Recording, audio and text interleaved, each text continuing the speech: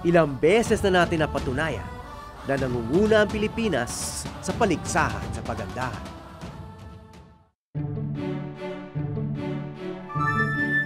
Bago pa man nagkaroon ng Miss Universe, matagal nang may Miss Philippines.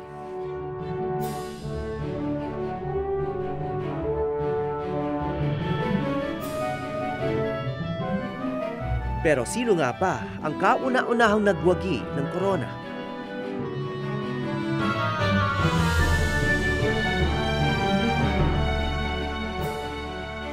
Sino nga ba ang unang reyna?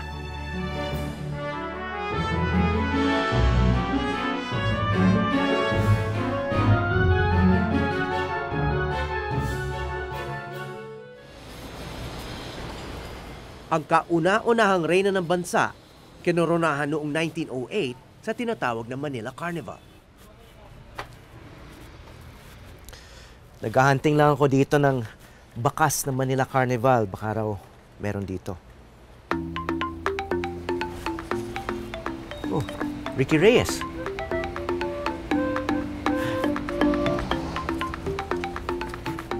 Cory.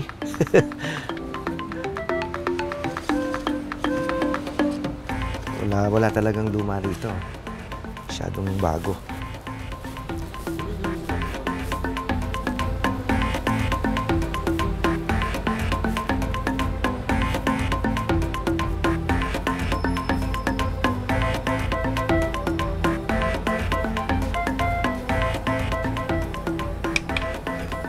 Magandang hapon po.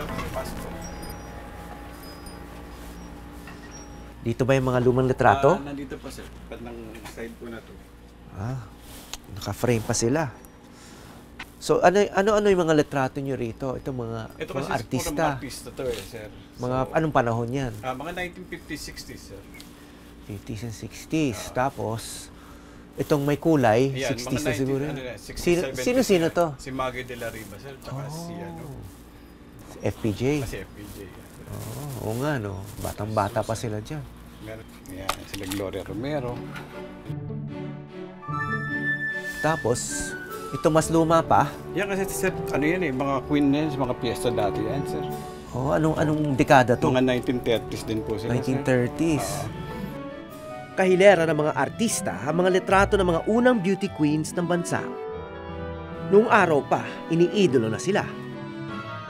Yung mga unang Carnival Queen, yung 1908. 1908 po kasi yan. Oo, si Pura. Oo, si Pura. Villanueva. Oo. Tapos naging anak niya si Maria Cadaw. Oo. Mahirap na nga raw hanapin ang mga lumang litrato ng mga unang beauty queen. Kung tutuusin, mahigit 100 taon na kasi ang nakalipas mula noong hinirang sila. Pero dito raw sa Pampanga, matatagpuan hindi lang mga litrato, kundi medalya.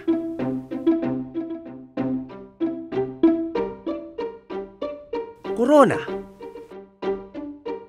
At maging ang program mula sa kauna-unahang pambansang beauty pageant.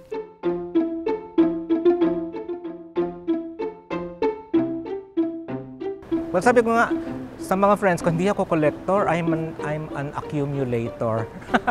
Because nung panahon ng kabataan ko, pakrat ako, I saved everything, including my lunch boxes, yung text ko, andyan pa, mga toys ko. So these are the types of coupons. Kwento ni Alex, una niya natuklasan ang Manila Carnival at ang mga reyna nito, hindi sa Pilipinas, kundi sa Thailand, kung saan siya minsan nagtrabaho. Sa Chatuchak Market, ito yung pinakamalaking flea market sa Southeast Asia na nasa Bangkok. Nakita ko yung isang picture ng isang babae na, uy, Miss Philippines. I remember the names. I still have it. So that got me hooked. And then, nang bumalik ako sa Philippines, yung pinakita ko sa friend ko, sabi niya, uy, magandang kolektahin yan. Kasi you're collecting so much. Mag-focus ka sa Manila Carnival. So marami palang merchandise tungkol dito sa Manila Carnival? Oo, kasi parang parang artista sila, yung mga reyna. So parang mga fan photos na no different from like when you buy fan photos of artista sina Guy and Pip. Binibenta yan sa bangketa, sa mga stores.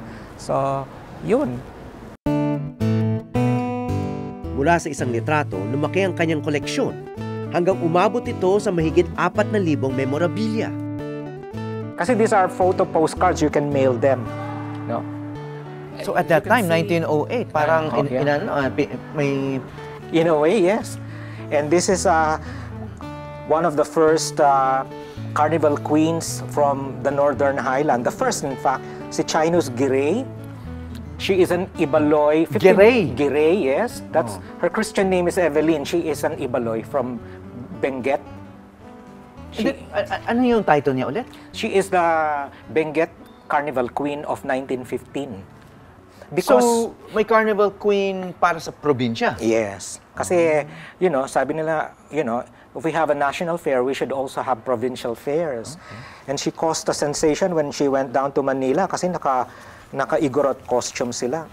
So, this particular winner, si Socorro Henson, Hindu-Arabic ang kanilang costume, so nakaturban yung kanyang mga escorts. Siya naman nakasari.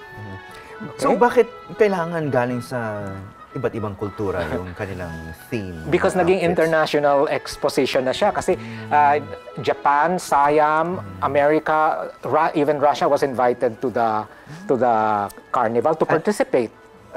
Okay, participate as... Either they're exhibitors or as performers. Kasi yung mga... So, international to yes, Manila Carnival. international. Nang pumasok siya for her coronation, nakasakay pa siya ng elepante. Oh. Yes. That's how spectacular her entry. Si Henson ito? Socorro Borcena Henson, yes. Taong 1908, sa panahong uso ang mga eksposisyon sa iba't ibang bahagi ng mundo, may isang eksposisyon na itinanghal ng mga Amerikano sa Maynila na isa raw sa pinakahihintay na pagdiriwang sa bansa at maging sa buong Asya. What happened was, originally the Manila Carnival was a creation of the American colonial government para magkaroon ng pagkakataon na i-promote yung mga produkto ng iba't ibang mga probinsya. Pero as a side event, pumili ang mga probinsya ng Miss Batangas, Miss Iloilo mula sa iba't ibang mga bayan. So inisip ng mga Amerikano na gumawa ng gimmick na pagpapatuloy taon-taon upang maging mahinahon at magkaroon ng konsepto ng unity ang pagiging Pilipino. So kinreate nila yung Manila Carnival as the centerpiece event, not only to promote the cultures but also to have a sense of what is being Philippine. Sa Wallace Field na ngayon bahagi ng Luneta Park, pinagtipon-tipon ang mga produkto ng iba't ibang probinsya ng Pilipinas. Tulad ng mga engranding pista, pumarada rin sa Manila Carnival ang magagarbong mga float. Pero ang pinakatampok ng karnabal ang pagtanghal sa tinatawag na Carnival Queens. People aspire to have a carnival queen coming out of their towns or villages or provinces because it will call attention not only to their families but to the provinces and towns that they represent. Tapos, dahil wala namang internet noong mga panahon na yun, wala pang television, whatever event happens during that time, yung national event, in the case of Carnival Queen, yun na nga lumalabas sa mga newspapers, yun ang lumalabas sa mga film reels na pinapalabas sa mga first run, second run, third run cinema. Nakasentro yung pagkakahalal sa isang Miss Philippines o para sa isang Carnival Queen, nakikilala siya sa buong Pilipinas. Sa kauna-unahang Manila Carnival noong taong 1908, dalawa ang binigyan ng korona. Isa para sa Queen of the Occident, ang Amerikanang si Marjorie Colton. At isa para sa Queen of the Orient na mula pa sa Iloilo, ang unang reyna ng bansa, si Pura Villanueva.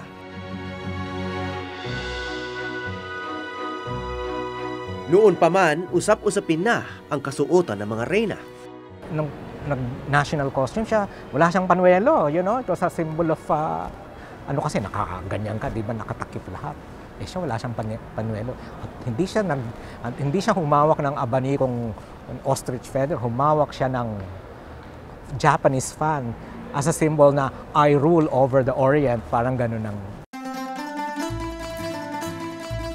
Kahit unang karnabal pa lang, nabalot na kaagad ito ng kontrobersya. Ang nangyari noon, controversial din siya kasi dalawa ang queens, isang Occidental tsaka isang Oriental queen. Yung Occidental queen ay isang Amerikana. Tapos yung Oriental queen, yun nga si Pura Villanueva, later Mrs. Calao.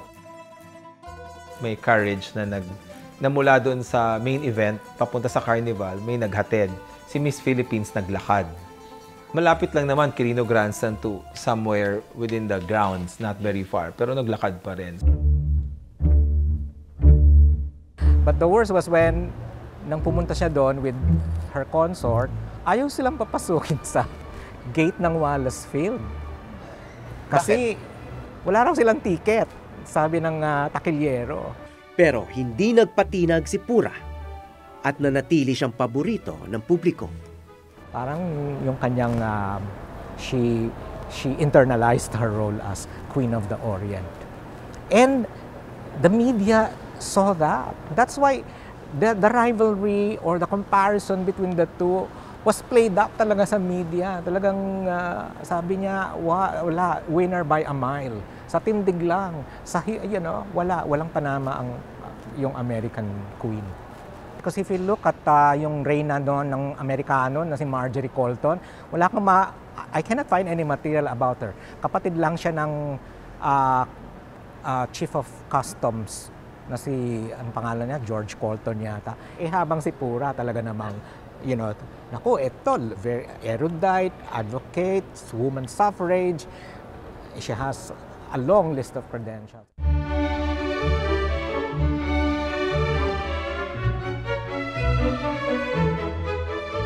Ang Maria Clara na imahe ng mga kababaihan, unti-unting binago ni Pura Villanueva.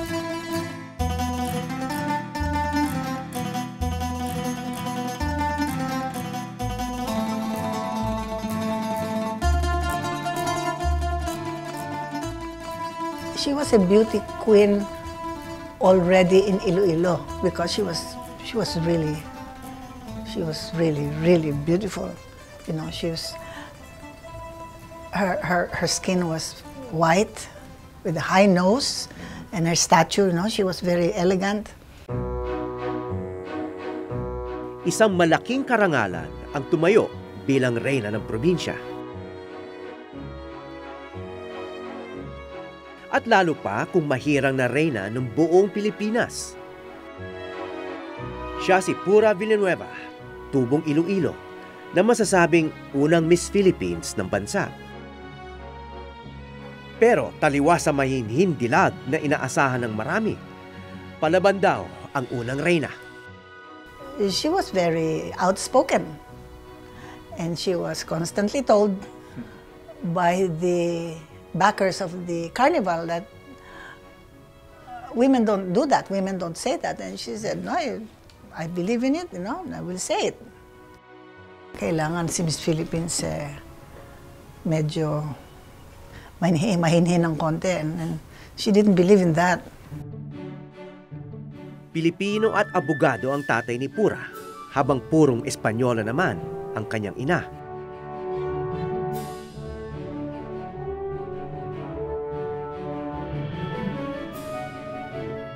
Mula sa mga prominenteng pamilya ang mga naging kalahok ng Manila Carnival Pageant. Si Pura kasi, siya ay Ilongga. So, siya sa Iloilo, ang kanyang kwento ay yung kanyang tatay, inaasahan siya ay maging lalaki kasi yung panganay ay babae. Pero maganda naman, yung ama ay sabihin na natin, mulat, enlightened. Hinayaan si Pura na isulong kung anong gusto niya. At ang kanyang nagustuhan ay bilang isang journalist. Nagsusulat siya ng isang column sa isang pahayagan. You have to remember that she had a strong Western influence because her mother was Western. And the Western influence at that time was pretty strong. And that's why, you know, her mother was very vocal about how the Filipino women are very, you know, mahinihin. Bago pa man naging beauty queen, isa ng kilalang kolumnista sa Iloilo si Pura. At ang madalas niyang tema, ang pagsulong ng karapatan ng mga kababaihan. She was quite a character, considering the era she lived in. She was very advanced in terms of attitude towards men and attitude towards life. Bago siya nakilala sa Maynila, itinatag ni Pura ang Asosasyon Feminista Ilongga noong 1906, isa sa mga unang feminist organizations sa bansa. So, yun isang proyekto nila na mabigyan ang mga babae ng gatas na malinis, no, para sa kanilang mga sanggol. In other words, parang yung mother and child care, parang concern nila yon, no, na dapat maasikaso ang ina, maasikaso rin ang bata. Kaya mga puericulture centers, noon very common noon noong American period, na mother and child care ay dapat isulong. Pagdating ng taong 1900, mabilis nagbago ang Pilipinas. Sa panahon ng mga Amerikano, dumami ang oportunidad para sa mga kababaihan. At this point in time, generally women were in transition because you will have altogether a different educational system during the Spanish period and the American period. I think during the American period, the Filipino was open to a secular kind of education, no longer religious. And I think very important there was the encouragement of the American government for women to be educated or to have an enlightened education.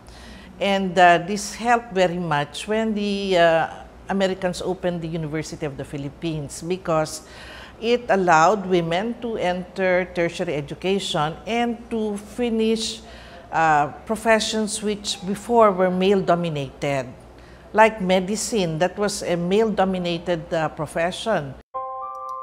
Lumawak din ang landas ni Pura. Kung hindi dahil sa Manila Carnival, hindi siguro makikilala si Pura sa Maynila. Sa Maynila rin may isang kapwa manunulat na nabighani sa kanyang talino at ganda at lumikha ng mga akda tungkol kay Pura. Si Teodoro M. Calao ay naging asawa ni Pura Villanueva. Naging miyembro si Calao ng gabinete ni Pangulong Manuel L. Quezon. Sikat na si Pura nang sumabak siya sa pinakamalaking laban sa kanyang buhay, ang pagsulong ng karapatan ng mga Pilipina na bumoto.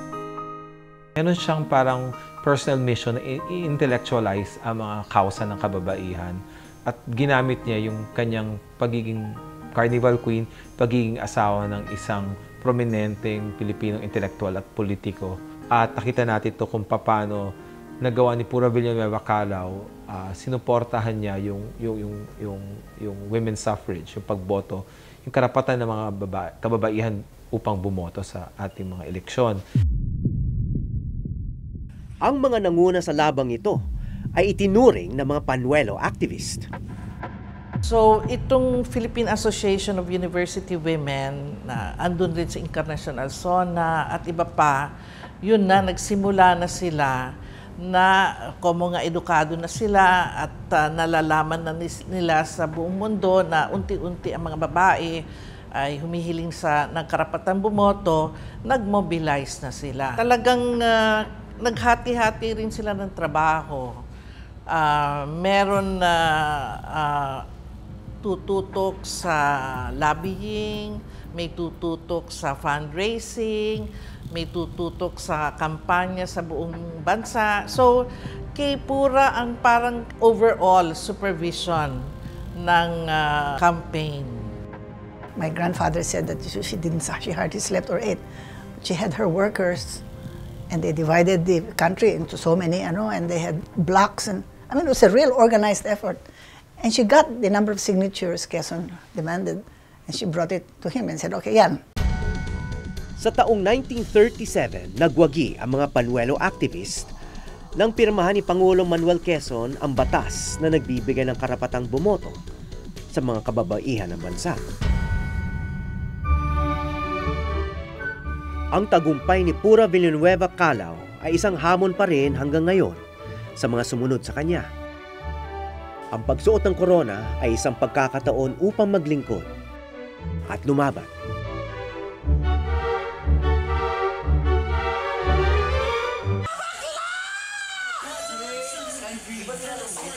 Only 2 women remain, South Africa and Philippines.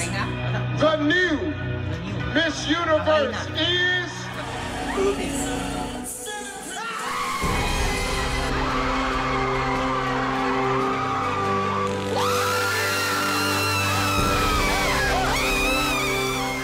Para sa akin, there are many beauty pageants in the Philippines, pero yung Binibining Pilipinas is our Super Bowl. So, you can see how far pageants can have impact on the lives of daily Filipinos.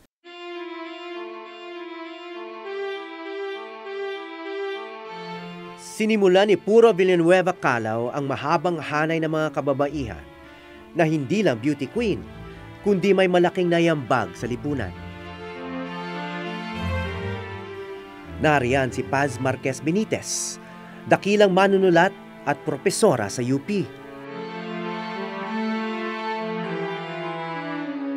At maging ang anak ni Pura, si Maria Calao Katigbak, naging Manila Carnival Queen din at pangalawang babaeng senador sa Pilipinas. At ngayon may Catriona Gray. Kahit isang siglo ang pagitan ng kasalukuyang reyna at ang kauna-unahan, tila hindi sila nagkakalayo. The way Catriona Gray won Miss Universe, she won because she was not a typical pageant contestant. She had a cause. She carried herself very well walking. She had wonderful evening gown, national costume, and so on. Pero meron siyang kausa. At yung kausa na yan was something na they took from Pura Villanueva Calao. Before Pura Villanueva Calao, we didn't have a lot of women role models during that time. We had, during the Spanish regime, Gabriela Silang. We had Tandang Sora. If we had another queen during that time, it would have been a different story. If we had a submissive Miss Philippines in 1908, it would have been another backstory. But for me, Pura Villanueva Calao, on her own, was already thinking ahead of her time. Bagamat mga mistisa ang dalawa, si Pura na kalahating Espanyol at si Catriona na kalahating Australiano. Tila ang nananalaytay sa kanila, dugong Pilipino. Hindi tulad ng marami sa atin. Lumaki sa ibang bansa si Catriona. Pinili niya maging Pilipino at sinikap suriin ang kultura nito. Kasi, like Pura Villanueva Calao, si Catriona Gray did not, parang since she arrived in the Philippines, increasingly through the years, she spent more time trying to make sense of her being Filipino and putting meaning and value. Kasi meron siyang cause and she lives by it every day. Punta siya sa Cordillera, punta siya sa iba't ibang parte ng Pilipinas. Sinaliksik niya yung kultura at kung saan yung mga costumes, yung mga traditions ng iba't ibang mga rehiyon. Thank you so much, Pop. I will definitely take pride in showcasing your culture to the international stage. Not every beauty candidate can do that. I think she's quite an I think Catriona is not physiologically, but in a way, she descended from the values and principles unconsciously of Pura Villanueva Calao. But they don't come every so often. Kilala natin siya o hindi, lahat tayo ay nakikinabang sa mga ipinaglaban ni Pura Villanueva Calao isang siglo ng nakaraan. Matapang na tumugon ang unang reyna sa mga hamon ng kanyang panahon. Isang matayog na halimbawa, hindi lang para sa kasalukuyang reyna. Ako po si Howie Severino at ito ang Eyewitness.